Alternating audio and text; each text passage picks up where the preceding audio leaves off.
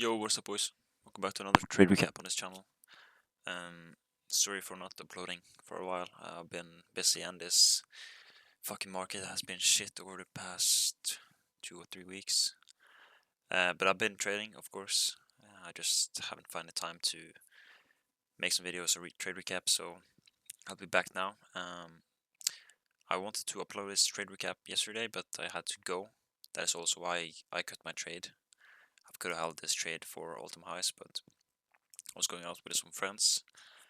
But yeah, yesterday was pretty good compared to the rest of the week, even though we are at all-time highs, which is pretty bad for my strategy, at least. If you trade like order flow or just volume or trend, you should have been cooking for the last 2 or 3 weeks, man. It's just pressing long and holding your position for the rest of the day. So, but yeah, let's get into the trade. I'm in replay right now, so let me go back to open right here.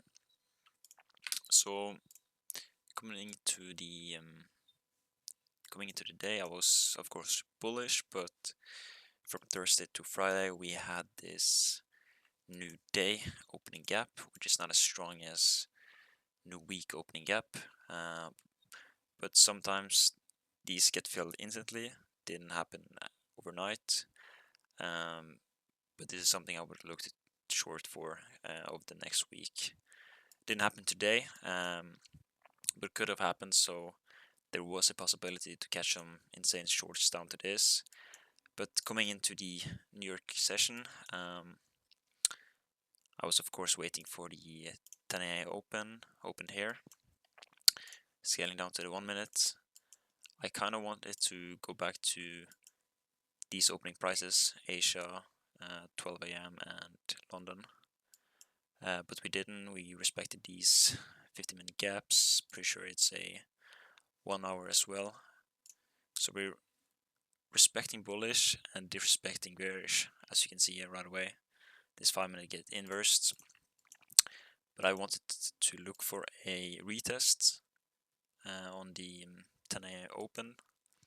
So I waited, we came up, we took this liquidity right there, barely like 2 points, and then we instantly came back down, which probably somebody took shorts there because, oh my god, this is an inverse value gap, we're gonna go back to London Open. So people probably took this inverse right here, which, I mean, 1-to-1, you would have cooked, but this is what I was waiting for. So if you trade rejection block, not the way I do, but probably like Powell or something, you would have taken this. This is not a A+ setup, but it's still an anti-trigger because this one closed above the wick, and you could have taken this and be happy and just, you could have taken another one, but the reason why I didn't take this is because on this leg up we have not only one rejection block, but we also have this one, and we have 2 rejection block, and it is creating another one. This is most likely to get failed, rejected, of course. So I was waiting for this one or this one to get tapped. This is like premium and this is like super discount, so but as you can see, we respected the 10 a.m. open price, so that's a good signal.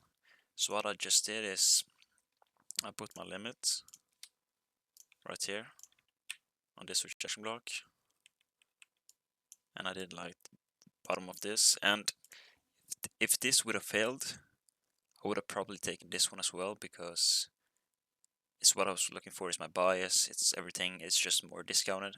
I could have even lowered my risk and held for a longer TP, but yeah, my risk to reward would have been this 6.5. So right now, yeah, 10:30, I think we got failed, yeah, right away, respected it, and then I just held the trade to full TP. And of course, in hindsight, could have held this trade for all-time highs, but I had to go out with some friends, and I'm super happy with taking this 6.5 risk to reward. So I made like $550 across 500 accounts. So yeah, 2.5k for the day, which is pretty good. And yeah, so that was my trade of the day yesterday. When we are in super choppy conditions, you need to wait for